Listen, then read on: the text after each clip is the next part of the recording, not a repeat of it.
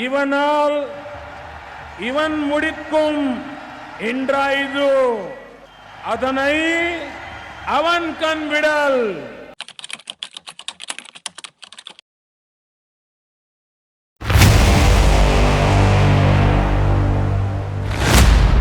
மனதின் குரல். சமஸ்கிருத அறிஞர் ஸ்ரீனிவாச்சாரியா சுவாமிகள். பாரத பிரதமர் நரேந்திர மோடி தனது மாதாந்திர ஒளிபரப்புகளில் சாதாரண இந்தியர்களின் பிரச்சனைகளை முன்னிலைப்படுத்துவதை எப்போதும் முக்கியமாக கருதினார். இந்த அத்தியாயத்தில் தனது 92 வயதில் அறிஞர் ஸ்ரீ டி சீனிவாசரையா சுவாமியின் ஆர்வத்தையும் ஆற்றலையும் பற்றி பாரத பிரதமர் பேசினார். அவர் தனது 86 வயதில் கம்ப்யூட்டரை இயக்க கற்றுக்கொண்டார். சமஸ்கிருதம் மற்றும் தமிழ் அறிஞரான ஸ்ரீனிவாச்சாரியா சுவாமிஜியின் ஆர்வத்திற்கும் தன்னம்பிக்கைக்கும் பிரதமர் தனது பாராட்டுகளை தெரிவித்தார். ஸ்ரீனிவாச்சாரியா சுவாமிஜி ஏற்கனவே 16 முறை ஆன்மீக புத்தகங்களை எழுதியிருக்கிறார். ஆனாலும் அவருடைய சமீபத்திய புத்தகங்களை வெளியிட கணினி தொழில்நுட்பத்தை கற்றுக்கொள்ள ஆரம்பித்தார். ஸ்ரீ டி சீனிவாச்சாரியா சுவாமிஜியின் வாழ்க்கையை கற்றுக்கொள்ளும் ஆர்வம் இறக்காதவரை வாழ்க்கை ஆற்றல் நிறைந்ததாக இருக்கும் என்பதற்கு ஒரு நேரடி உதாரணம் இவர் என்று பாரத பிரதமர் பாராட்டுகிறார். எந்த வயதானாலும்